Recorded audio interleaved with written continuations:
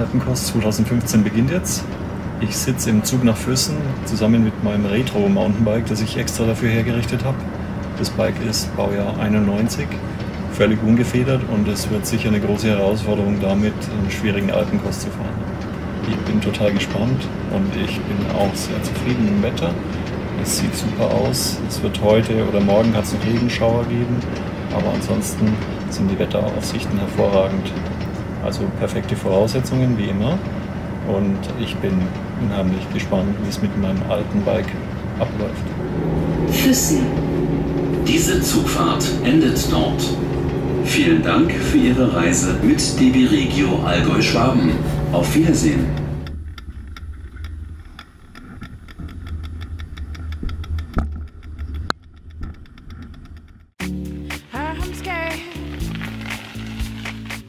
And somewhat unprepared. You think the stars will align in their own time, but I don't care. Give me a reason to satisfy your treasons. Change the seasons, things. Winter has lasted too long. We got it wrong. Maybe I'm scared of being alone, but baby I've got to hold my own. 'Cause maybe love's not what I expected. Gotta run, run, run to the nearest exit. I think our timing's just a little off. Timing is everything, don't you know? And I'm scared, so scared. I don't think we can work it out. I'm scared. We got nothing to talk about. So roll around, you can scream and shout. I'm scared.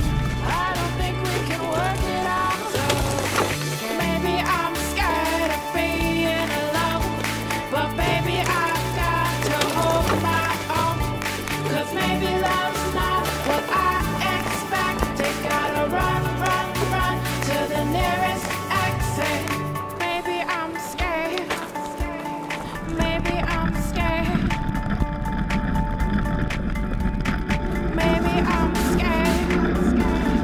Maybe I'm scared. Gotta run, run, run. Gotta run, run, run.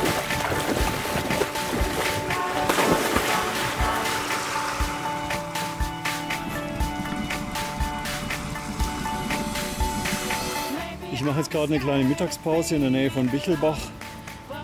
Die Tour soweit läuft sehr gut, das Wetter ist wunderbar.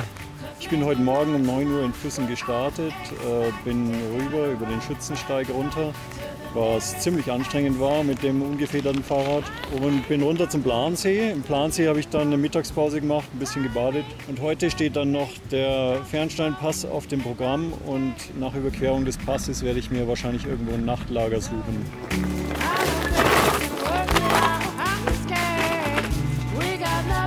Talk about us.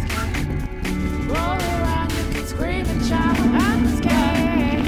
I don't think we can work it out. So maybe I'm scared of being alone, but baby I've got to hold my own. 'Cause maybe love's not what I expected. Gotta run, run, run to the nearest exit. Maybe I'm scared. Maybe I'm scared. Maybe I'm scared. Maybe I'm scared. Gotta run, run, run. Gotta run, run, run. Gotta run, run, run.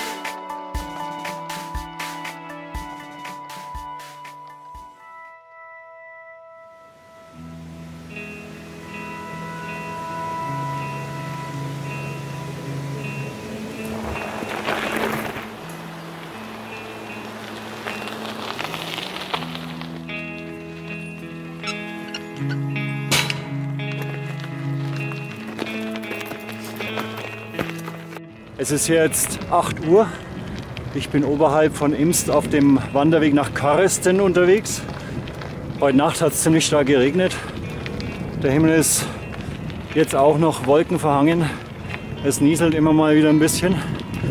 Das ist das Tief, das ich auch erwartet habe, das heute den Alpenraum streift. Aber spätestens morgen soll es ja wieder wesentlich besser werden. Mein Ziel ist heute das Ötztal und ich möchte nach Sölden und dann noch den Berg hoch. Mal schauen, wie weit ich heute komme.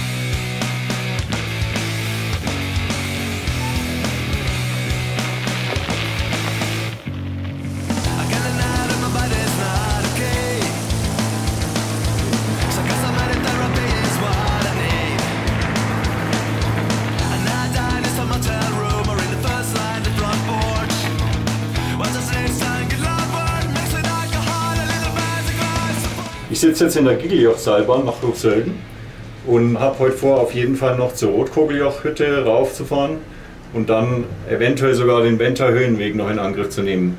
Ja, ich freue mich, das Wetter wird immer besser, es kommt ab und zu mal die Sonne raus, der Regen ist endlich vorbei und nach der Vorhersage wird es die nächsten Tage wirklich sehr schön. Hochsölden ist dieses Jahr eine einzige riesige Baustelle. Da werden wohl die Liftanlagen erneuert, größere Hotels gebaut etc. Also eine riesige Baustelle mit einem Haufen Lärm. Es wäre sicher kein guter Ort zum Übernachten gewesen.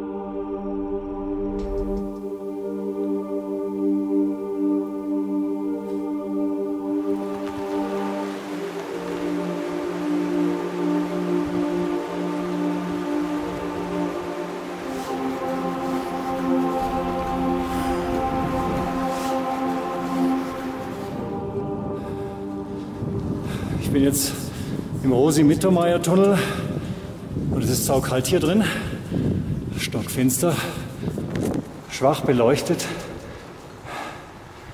und es geht bergauf.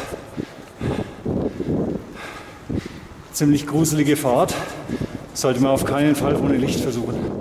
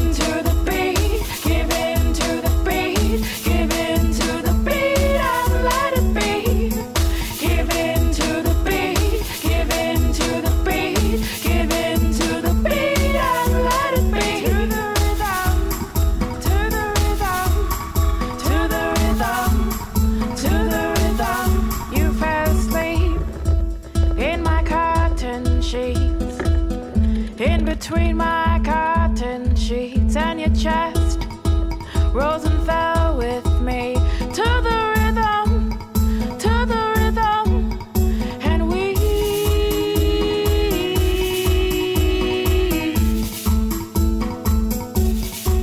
just breathe to the rhythm, to the rhythm, to the rhythm, to the rhythm, to the rhythm, to the rhythm, to the rhythm, to the rhythm, to the rhythm, to the rhythm. We fell apart on a Wednesday night, on a dreary Wednesday night, and you wave goodbye to me to the rhythm.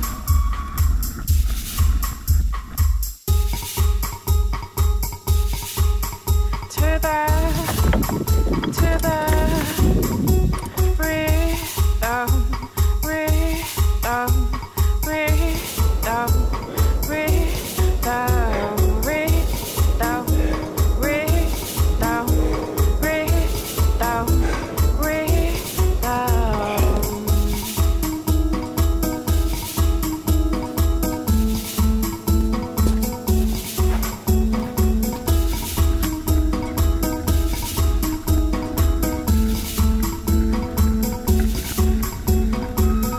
Give in to the beat, give in to the beat, give in to the beat and let it be. Jetzt ist nicht mehr weit bis nach Wendt. Ich bin also bald angekommen, ich bin total fertig. Das war heute wirklich eine Mördertour. Da hinten ist Wendt und da geht's das Niedertal schon hoch zum Niederjoch.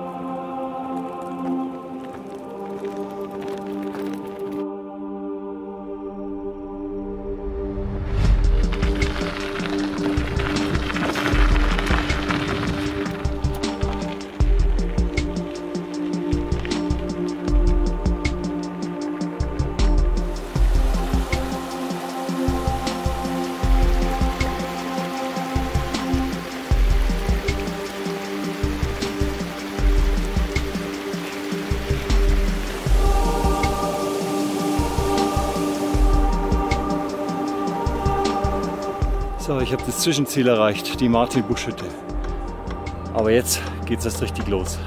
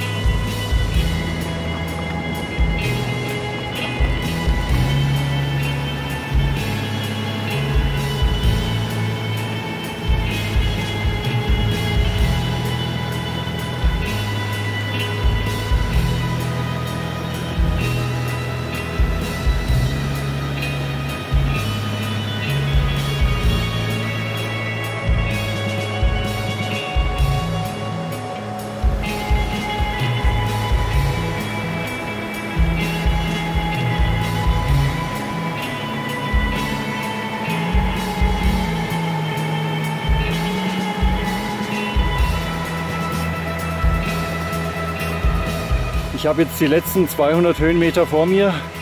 Es geht jetzt nochmal über ein Schneefeld und dann ganz steil nach oben zur Semilaunhütte. Das ist ziemlich anstrengend, vor allem weil mir die Tour vom letzten Tag noch in den Knochen steckt. Aber das schaffe ich jetzt noch.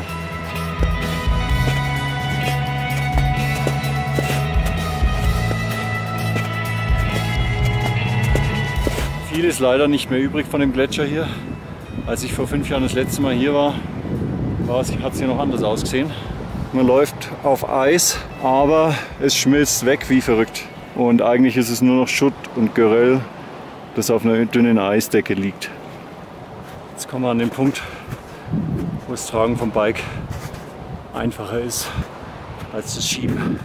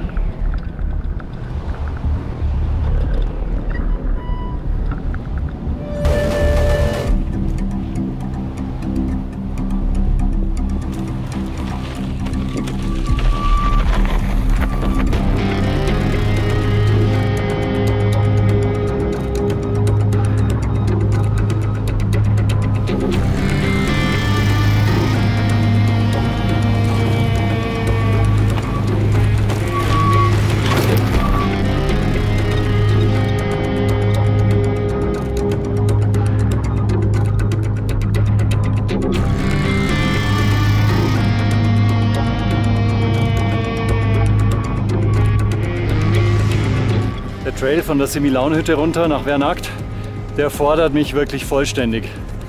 Mit einem ungefederten Bike ist es eine Wahnsinnstortur, aber es macht trotzdem irgendwie total Spaß. Es ist total verrückt. Der Weg ist felsig und verblockt und sehr schwer zu fahren.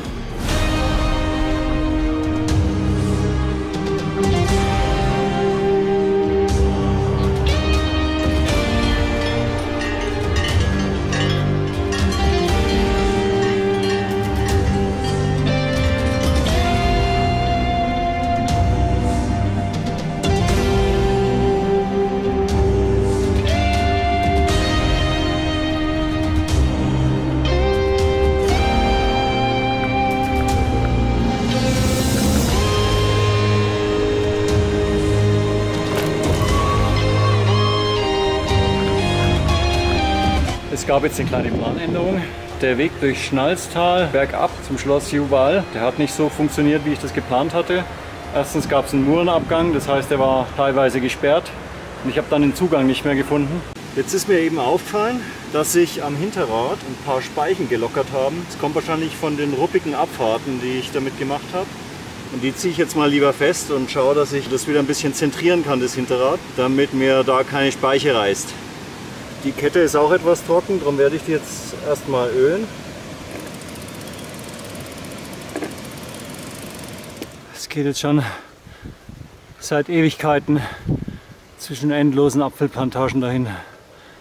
Bei einer Affenhetze, kein bisschen Schatten, mein Wasser geht zur Neige. Ich quäle mich hier im niedrigsten Gang die Straße hoch nach Tarsch.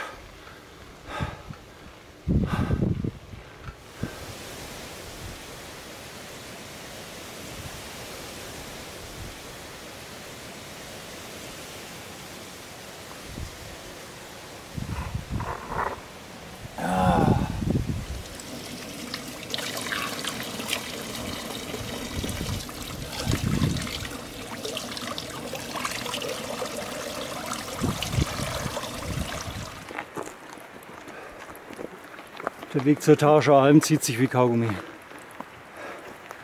Ich bin jetzt gerade nicht mehr in der Lage noch zu fahren.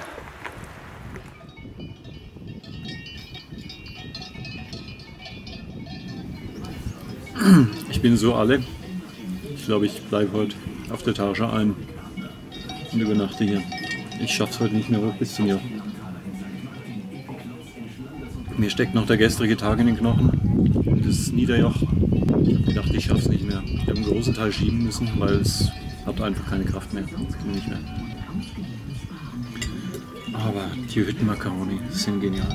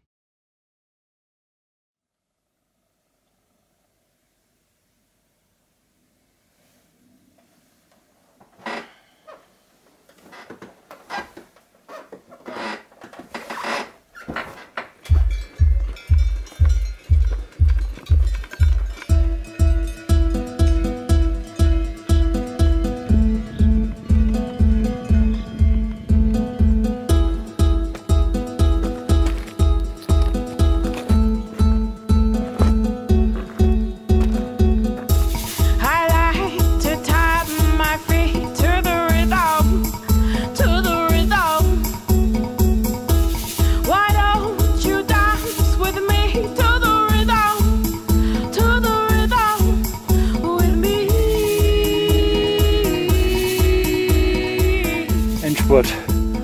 Die letzten Meter vom Gipfel.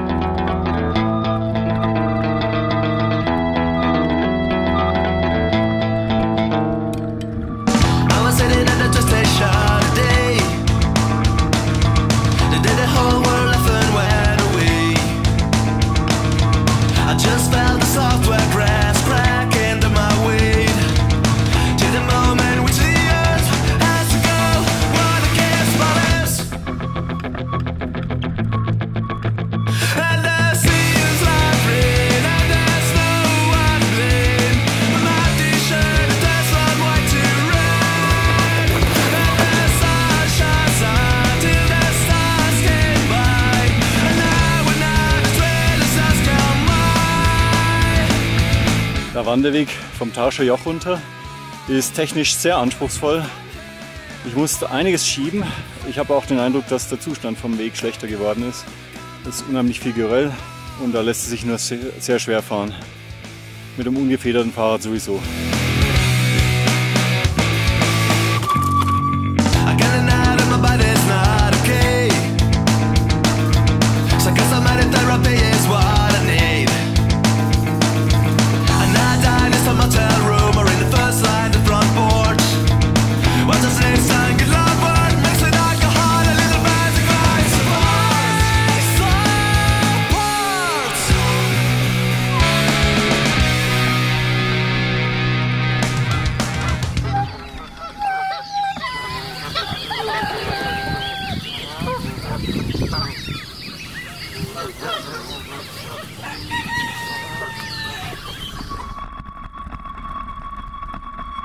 Der Weg ist jetzt hier plötzlich zu Ende. Eigentlich soll es jetzt hier links runter gehen, aber da geht es nur einen steilen Abhang in eine Schlucht runter. Und das ist genau der Punkt, wo ich mich beim letzten Mal schon verfahren habe und dann nicht mehr wusste, wie es weitergeht. Aber laut GPS muss es hier weitergehen. Also ich muss mal weiter auf die Suche gehen.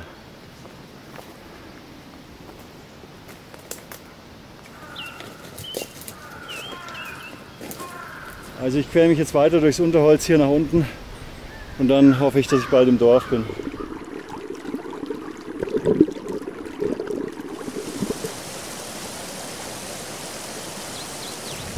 Ich fahre gerade das Kirchbergtal hoch Richtung Rabijoch und es sieht ein bisschen so aus, als würde ein Gewitter aufziehen.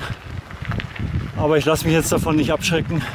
Falls es regnet, muss ich mich halt irgendwo unterstellen. Aber das Rabijoch will ich heute auf jeden Fall noch schaffen.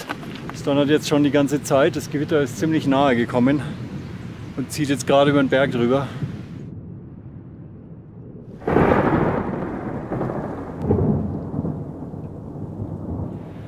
Jetzt ist direkt die Sonne wieder rausgekommen.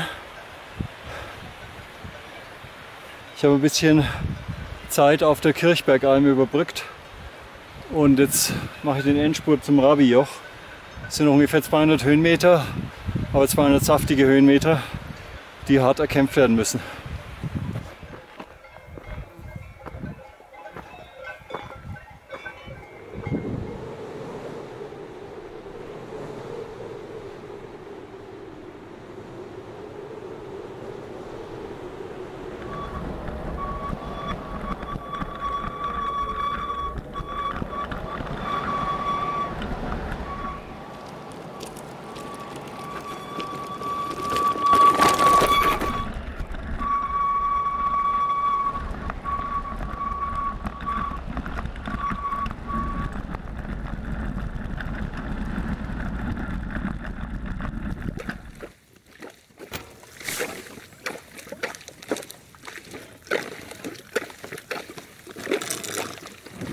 Es ist jetzt 5:45. Ich bin nach der Querung des Rabijoch mit ungefähr 70 Sachen oder über 70 Sachen das Rabital runtergefahren bis Male.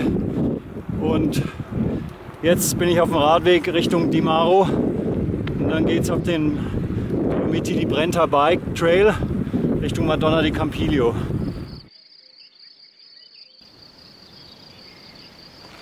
Ich bin jetzt auf dem Dolomiti di Brenta Bike Trail unterwegs. Zugegebenermaßen bin ich schon ziemlich fertig, aber ich muss noch eine geeignete Stelle finden, wo ich die Nacht verbringen kann. Jetzt geht beim besten Willen nichts mehr. Ich übernachte jetzt einfach hier im Wald. Ich war jetzt so fix und alle, dass ich nicht mal mehr bis Campo di Carlo Magno weiterfahren konnte und mich direkt hier neben dem Trail in die Büsche geschlagen habe. Ich bin heute das Tarscha-Joch gefahren, dann das Rabijoch, dann runter nach Male und dann scheiß Stechmücken und dann den Brenta Bike Trail hoch fast bis Campo di Carlo Magno.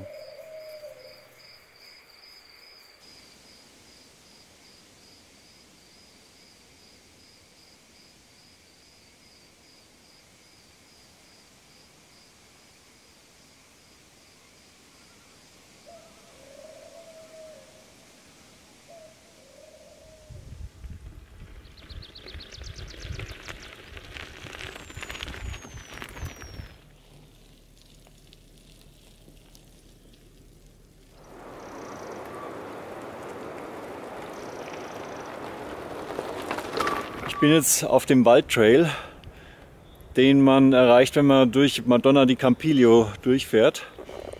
Und das beste Stück kommt eigentlich jetzt. Und da darf man auf keinen Fall den Abzweig verpassen. Auf den Vivaio Brenta nach San Antonio di Marvignola.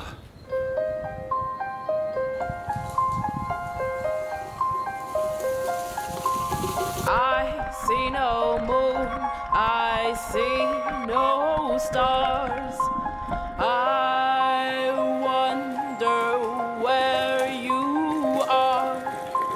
In my mirror, it's never been clearer.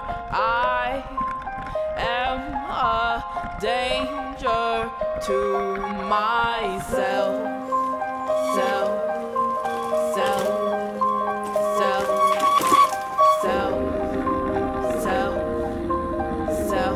Will no one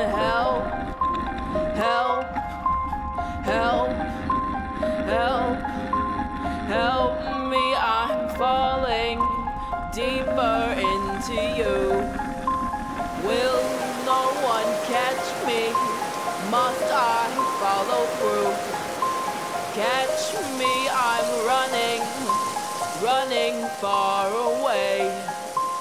Tell me you're saying you want me to stay.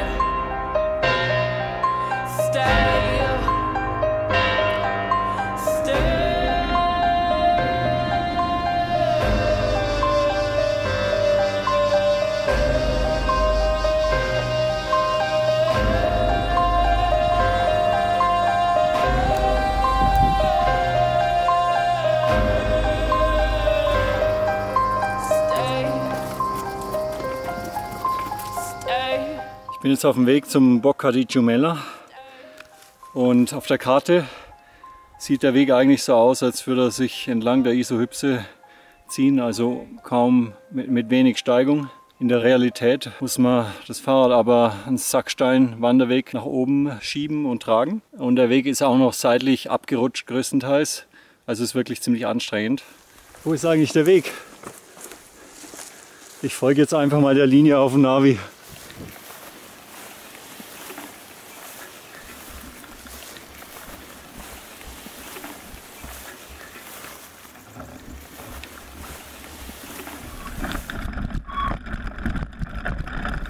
Jetzt inzwischen kann man doch immer mal wieder ein paar kleine Stücke fahren.